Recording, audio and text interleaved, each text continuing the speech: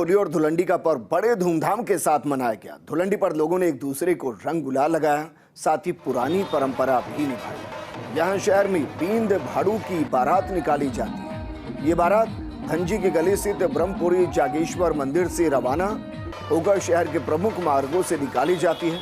इस बींद भाड़ू बारात की खास बात यह है कि जिस व्यक्ति की काफी दिनों से शादी नहीं हो रही, उसी को इस बारात में दूल्हा बनाया जाता है और जो इस बारात का दूल्हा बनता है, अगले 1 साल तक उसकी शादी होने के संयोग बन जाते हैं। डीडवाना में होली खेलने के बाद माली सैन समाज के लोग 12 टीमें अलग अलग स्वांग रचकर आती हैं और सब एक जगह इकट्ठे होते हैं। सबसे बढ़िया स्वांग रचने वाली टीम को पुरस्कृत किया जाता है। होली का यह महोत्सव देश प्रदेश तक मशहूर है। स्वांगधारियों की सभी टोलियां एक साथ निकलती हैं, जिसे गैर कहा जाता है, और बाजार से जब ये जुलूस नुमा गैर निकलती है तो हर समुदाय के लोग पलक फावड़े बिछाकर उनका स्वागत करते हैं।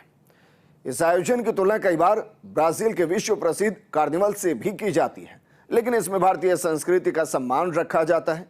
इसलिए यहाँ इसमें ब्राजील की तरह ना तो फुहड़ता होती है, ना ही कुछ और ऐसा जिससे किसी की भावनाएं आहत हो, क्योंकि ये भारतीय संस्कृति की झलक है।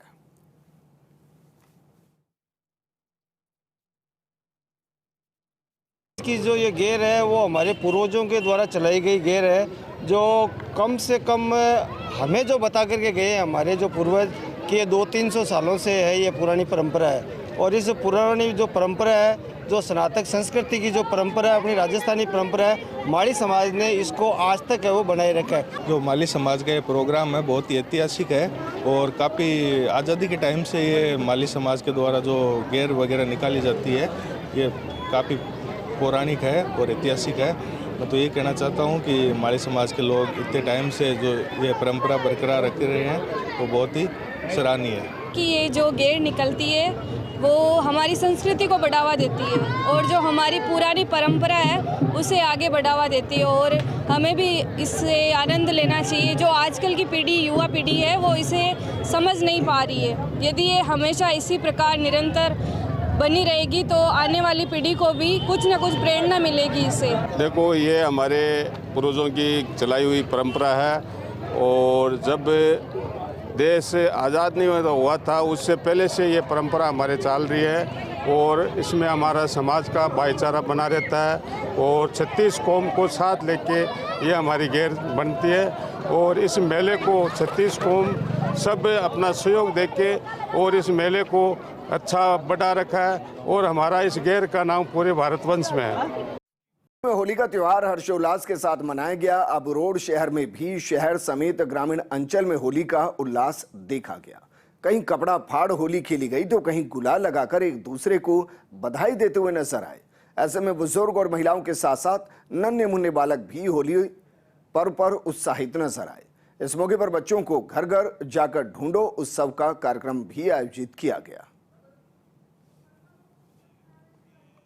असम के राज्यपाल गुलाबचंद कटारिया उदयपुर प्रवास पर रहे। धुलंडी के मौके पर राज्यपाल गुलाबचंद कटारिया ने विभिन्न कार्यक्रमों में शिरकत की और शहरवासियों को होली की शुभकामनाएं दी। इस दौरान गुलाबचंद कटारिया शक्तिनगर स्थित सिंधी समाज की तरफ से आयोजित सामूहिक शोक निवारण कार्यक्रम में पहुंचे और साल भर में जिन समाजजनों का निधन हुआ है उन पर शोक व्यक्त किया। राज्यपाल कटारिया ने सिंधी समाज की परंपरा की सराहना की, साथ ही सभी लोगों से होली के इस पावन पर्व पर बुराइयों को जलाकर सकारात्मक भाव से देश और समाज सेवा में अग्रणी रहने का आह्वान किया। अपने यहाँ जिनके भी वर्ष भर में किसी के परिवार में गमी हुई हो उनको अपन शोक निवारण के लिए घर भी जाते हैं।